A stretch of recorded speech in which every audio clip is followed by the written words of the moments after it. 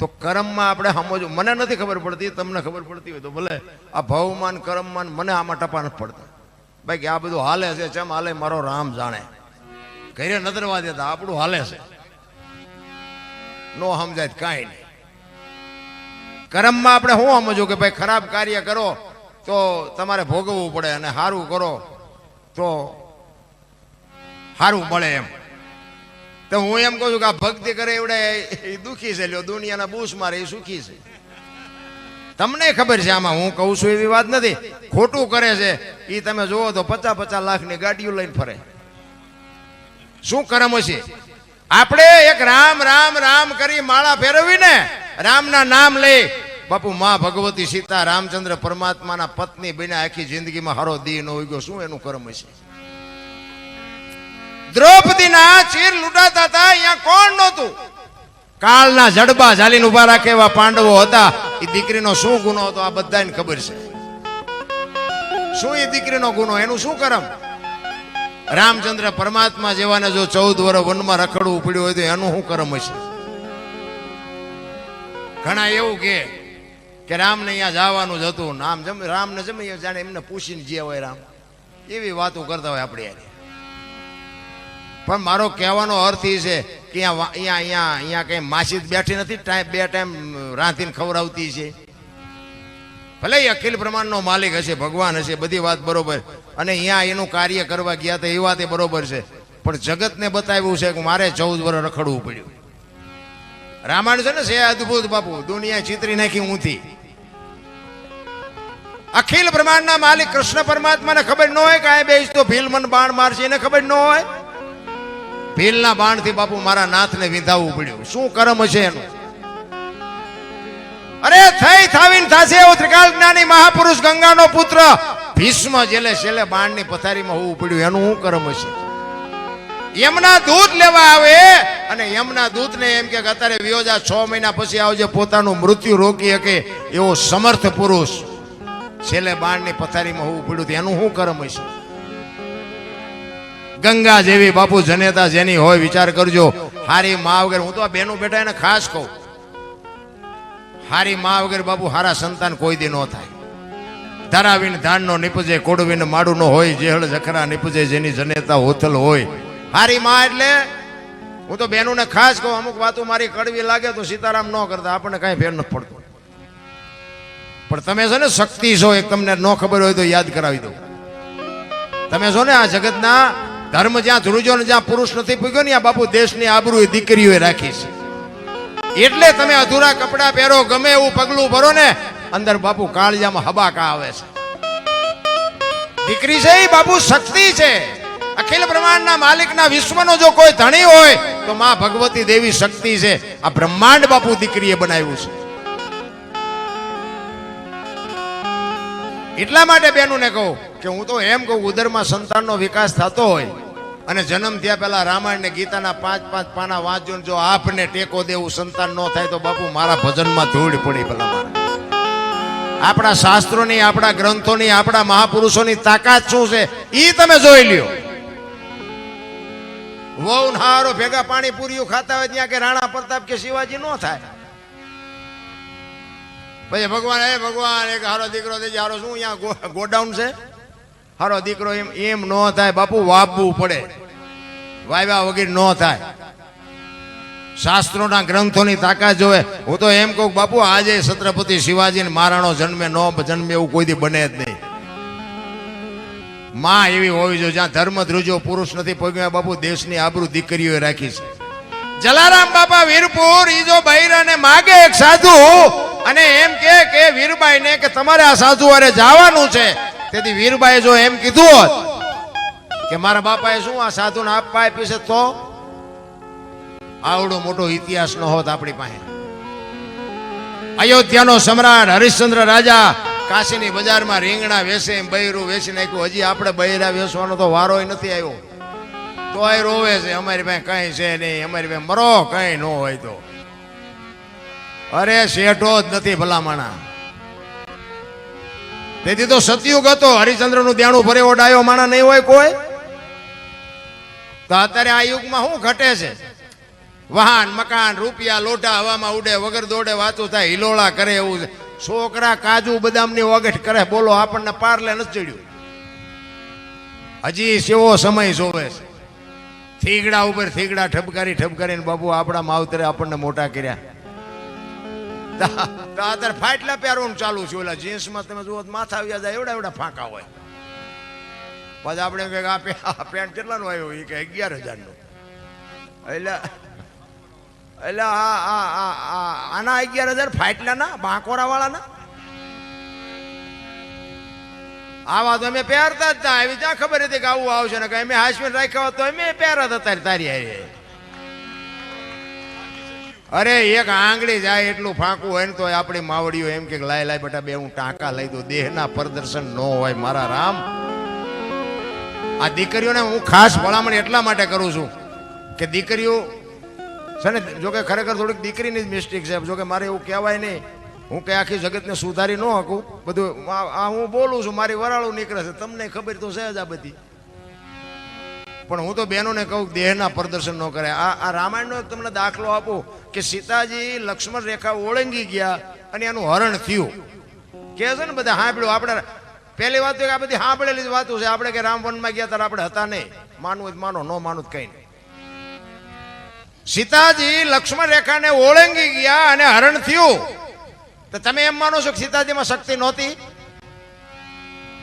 શિવ ધનુષ જો 10 વર્ષની ઉંમરમાં બાપુ ફેરવતી હોય, એ માં ભગવતી હોય કેવી? રાવણ માથે આમ દ્રષ્ટિ પડે ને તો રાવણની રાખ આ દુનિયામાં ન પડે. એ બાપુ માં ભગવતી હતી, અગ્નિનો ગોળો હતો, ગોળો. પણ એને આપણા માટે એક માર્ગ બતાવ્યો કે જે લક્ષ્મણ રેખા ટપી જાય ને એનું આ દુનિયામાં હરણ જ થાય. પછી દીકરી હોય, બાપ હોય, માં હોય, પત્ની હોય, જે હોય, જે લક્ષ્મણ રેખા ટપ્યા એના હરણ જ થયા. રાવણ મરી ગયા એમમાં ન રહેતા, ગામો ગામ છે હજી.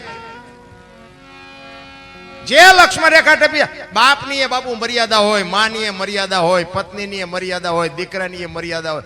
મર્યાદા બારો બાપુ જે જાય ને આ લિસ્ટમાં દુનિયામાં નામ નીકળી જાય. ગમે એટલા પૈસાદાર હોય, પૈસાથી નામ નથી રહેતું. એટલા માટે કહું છું કે તમે આ દુનિયાના જેટલી ધારો છો ને એટલી બધી હારી નથી. રાવણ તો રખડે જ છે, રાહ જોવે છે મોકાની. પછી કે અમારા દીકરીને ફોહલાવીને લલચાવીને વૈયા ગયા ને ફલાણું થયું, ડુગર લલચાવે ફોહલાવે, કોઈ ફોહલાય એવું નથી. બધું જીમ છે એમ બધાને ખબર હોય. નહીં, આ દુનિયા ધારો એટલી બધી હારી નથી. મારા બાપ હાથ પેઢીઓના નામ માથે કાળો ડાઘ લાગી જાય. જિંદગીમાં કોઈ અધર મોઢું ન કરી શકે, મરીએ ન હકે ને જીવીએ ન હકે. મારી વાતો બાપુ થોડીક અઘરી તો પડે જ છે, પણ બાપુ સત્ય જેથી સમજાય ને તેથી જો રોતા આવડે ને તો આપણું આ નામ સંભાળજો. તેથી રોતા નથી આવડવાનું. આ તો દુનિયા ખુલ્લી પડી છે, મોજ આવે એમ કરો, પણ છેલ્લે તેથી યાદ આવશે કે આ હારું આપણે ખોટું કર્યું. રામાયણનો બાપુ એક આપણે એનો સહારો લઈ લીધો બાપુ, જીવન જીવવાની મજા આવે. રામચંદ્ર પરમાત્મા કે હરણ વાંહે ગયા. હવે હોનાનું કે હરણ હતું એવું કહે છે બધા. હોનાના અણિયા હોય, આ એટલા બધા બેઠા, કોકને ભાડ્યું હોય કહો તો આપણને આ અણિયું આવ્યું હોય તો આપણને ખબર હોય કે હોનાના ધરણ નહીં હતા હોય. તો રામને નહીં ખબર પડી હોય કે હોનાના અણિયા વાય સીતાજીએ કીધું તરત વાંહે દોડ્યા. પણ એમાં આપણો બાપુ એક પોઈન્ટ પડ્યો છે, આપણને સલાહ આપી છે કે જે મોહની વાંહે દોડે ને એનું ઘરમાં પતન જ થાય. રામ એ મોહ વાંહે ગયા ને એમાં જ બાપુ સીતાજીનું હરણ થઈ ગયું. એમ તમારે ને મારે બાપુ માપે માપે હાલવાની જરૂર છે. મને તો એમ થાય ભલામણો સમય આવ્યો છે જીવવા જેવો, કાંઈ ઘટતું નથી. અત્યારે જેટલા માણા એટલા પાછા વાતો કરે મોંઘવારીની, મોંઘવારી બહુ. તતણ મોબાઈલ શું કરો કે તમારે રાખવો જોઈએ? તતણ ફેક્ટરીઓ હાલે ઘરે માપે માપ હાલો ને. મોંઘવારી જેવું કઈ છે જ નહીં. મોંઘવારી તો તરત આમ કપડા ઉપર ને ખાવા ઉપર ને બધી તરત ખબર પડે. આપણા ગયેટા ભૂખ્યા હુઈ રહ્યા, કોઈ દી બાપુ દાણા ન જોવરાયા. અત્યારે આટલું બધું છે તો દાણા જોવા, અમારે ત્યાં દાણા જોવાની લેન લાગી બોલો. અને અહીંયા તતણ દિયે વારો આવે પાછું, એક આજ નહીં કાલ નહીં પમદી આવજે, જા નામ લખાવીને જા. મને તો ક્યારેક ક્યારેક ભજન ગાવા શીખાય એના કરતા દાણા જોવાનું શીખ્યા તો હાલું ચાલ. મા બાપના કાળજા ઠારો બાપુ, જિંદગીમાં ક્યાંય પગે લાગવું જ ન પડે, ક્યાંય દાણા ન જોવરાવવું પડે. માને ને બાપને પગે લાગીને જાઓ ને જિંદગીમાં બાપુ અખિલ બ્રહ્માંડના માલિકને કદાચ પગે ન લાગો ને તોય બાપુ એ કાંઈ ન તમને કરે, એ ગેરંટી. એમ સદગુરુની જેને શાન મળે અને જેને બાપુ માનાનો અનુભવ. અમારે અહીંયા એક બાપુ મારા ગામની બાજુમાં એક સાધુ છે, મારા ગુરુ તુલ્ય છે, પણ તમે આવો એકવાર હું તમને એના દર્શન કરાવું. આ સંતોની જગ્યાએ આ મને દુનિયા સાંભળે છે ને બાપુ, એ સાધુ સંતોની પ્રસાદી છે ને મારા મા બાપના કંઈક સંસ્કાર છે. પણ સાધુ ભેગો બહુ રખડ્યો, બહુ ફર્યો. સાધુના ધોતિયા ધોવું, સાધુના વાસણે સાફ કરું ને ઘરે હું પાણીનો લોટો નથી પીતો. મારે ભગવાનની દયા છે, દીકરા દીકરાના ઘરે દીકરા, વહુ, ગાડીઓ, બંગલાન, ઘોડાન, ગાયો, ભેંસો, જમીન જાગીર બધી ભગવાનની ચારેય હાથ મારી માથે, હું હાચવી ન હોઉં એટલું મને આપ્યું છે. પણ આ બાપુ કૃપા થઈને એ સંતોની કૃપા છે. અમારે એક સાધુ અહીંયા બાપુ અલ્હાબાદથી આવ્યા છે અને અહીંયા એને અહીંયા અમારે ધૂણો ચેતન કર્યો છે.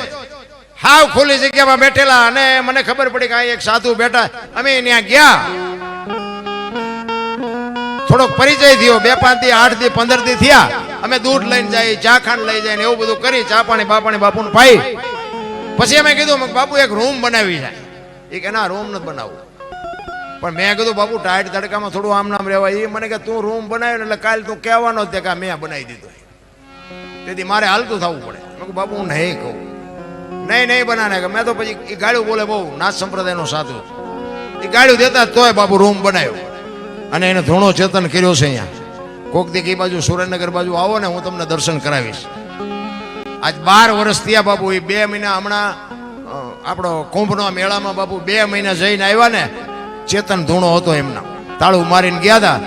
એ 12 વર્ષથી બાપુ ચેતન ધૂણો છે. કોરોનાનો એટલો કોપ હતો ને, એક ગામ બાકી નહોતું કેસ વગરનું, અને એક ગામ બાકી નહોતું કે કોઈ માણા ફેલ ન થયો હોય. ફરતા અમારા ગામ હતા ને બધા ગામમાં 2-5 ફેલ થઈ ગયા હતા. અમારા ગામમાં બાપુ કોઈને વાંકો વાળ નથી થયો, કોઈને તાવ નથી આવ્યો. આ સાધુની ભૂમિકા. તમે એકવાર આવો બાપુ, એની હારે તમે દર્શન કરો ને ઘડીક બેહોતા તમારું હૈયું ઠરીને હિમ થઈ જાય. વાહ બાવલિયા વાહ. અને એની મોજ હોય તો જ આવે, બાકી તમે કરોડ રૂપિયાનો ઢગલો કરો તો કે નહીં આને કાંઈ આવી હો પડાવે, જાઓ ઉપડો, હાલે જ નહીં. એવા સદગુરુની જરૂર છે બાપુ. ગાળ્યું દે ને એ જ કંઈક કરી શકે ને એ જ કંઈક દઈ શકે.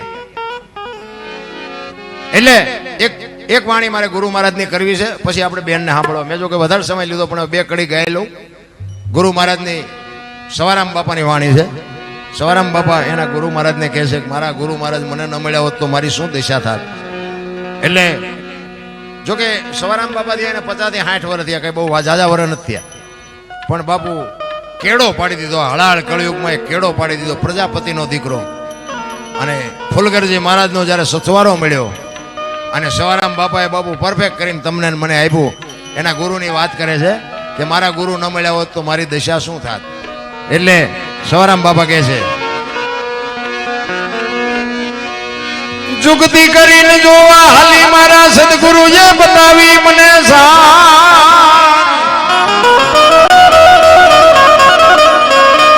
અમરનગર માયા તમ દેખ્યા,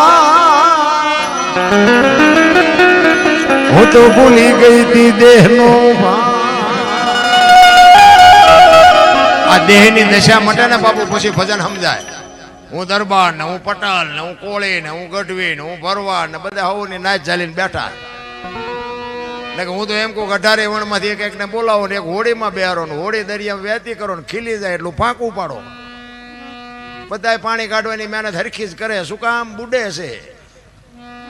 બુડે પછી એક થવું તે પહેલા થયા હોય તો પછી દરબાર હોય તો મંડી જાય કાઢો ને મરશું. અમરનગરમાં બાપુ દેહની દશા મટે નહીં ત્યાં સુધી આ ખબર જ ન પડે. હું દરબાર મટી જાઉં, પટેલ મટી જાય, કોળી મટી જાય. બાપુ તમારી દેહની દશા ભૂલો એટલે તમે ભજનમાં બેઠા છો ને, બંગાહવું ન આવે ને ચાની જરૂર ન પડે ને હુરજ નારાયણ ઉગે જો બાપુ દેહની દશા મટે તો. અમરનગરમાં બાપુ અલખ ધણી ને અમરનગર ને આ બધી વાતું છે. આ બધું છે શું? અલખ કોને કહેવાય? લખાય નહીં ને અલખ કહેવાય. જો બોલાય તો લખાય ને લખાય તો દેખાય ને દેખાય તો વંચાય. આ એવી વાત જ નથી. આ તો મનોરંજન છે.